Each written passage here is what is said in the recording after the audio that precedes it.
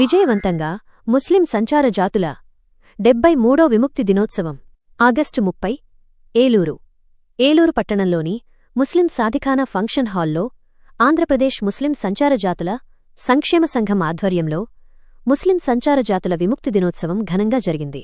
ఈ కార్యక్రమంలో ముస్లిం సంచార జాతుల సంక్షేమ సంఘం అధ్యక్షుడు షేక్ జావిద్ మాట్లాడుతూ 1871 నుండి 1952 వరకు సుమారు 100 సంవత్సరాలకు పైగా సంచార జాతులతో పాటు ముస్లిం సంచార జాతులు కూడా బ్రిటిష్ ప్రభుత్వం పెట్టిన క్రిమినల్ యాక్ట్ చట్టం ద్వారా బాధితులుగా మిగిలారని తెలిపారు.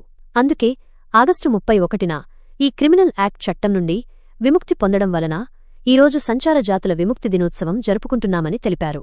కార్యక్రమంలో బీసీ కులాల జేఏసీ అధ్యక్షులు లంకా వెంకటేశ్వర్లు మాట్లాడుతూ బీసీఈలో ఉన్న ఈ ముస్లిం సంచార జాతులు పిల్లలను చదివించి ఆయా రిజర్వేషన్ పొందాలని, బీసీలతో కలిసి ప్రయాణం చేయాలని, ఈ జాతులకు బీసీ జేఏసీ సపోర్ట్ ఉంటుందని తెలిపారు.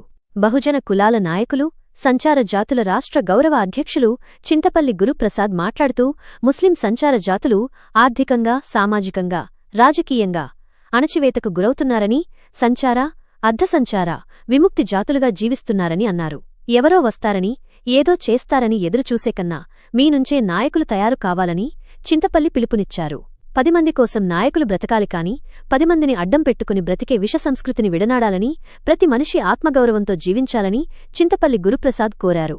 బీసీ జేఏసీ ఉపాధ్యక్షులు ఉక్కుసూరి గోపాలకృష్ణ మాట్లాడుతూ ముస్లిం సంచార జాతులు విద్యాపరంగా వెనుకబడి ఉన్నారని, వారికి ప్రభుత్వం ప్రత్యేక రెసిడెన్సీలు ఏర్పాటు చేయాలని కోరారు.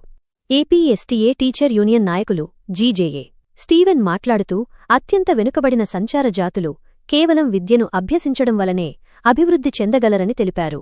అనంతరం ట్రేస్ ఇండియా స్వచ్ఛంద సంస్థ అధ్యక్షులు దిడ్ల అంజిలో మాట్లాడుతూ సంచార జాతులకు సంబంధించిన పేదవారు, పిల్లలను చదివించలేని స్థితిలో ఉన్నవారు తమకు తెలియచేయాలని, ఉచిత విద్య, వసతి ఏర్పాటు చేస్తామని హామీ ఇచ్చారు.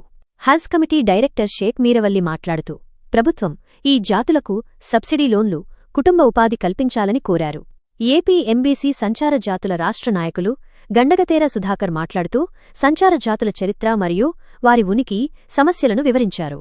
సంచార జాతుల రాష్ట్ర నాయకులు అన్నపురెడ్డి మురళి మాట్లాడుతూ మన సంచార జాతులలో ఐక్యత లోపించడం వలన రాబోయే కాలంలో సమస్యలు ఎదుర్కొంటామని, కాబట్టి ఐక్యతతో అందరూ ఉండాలని తెలిపారు. అనంతరం వివిధ జిల్లాల నుండి వచ్చిన ముస్లిం సంచార జాతుల రాష్ట్ర, జిల్లా నాయకులు మాట్లాడడం జరిగింది. ఈ కార్యక్రమంలో పలువురు సంచార జాతుల నాయకులు పాల్గొన్నారు.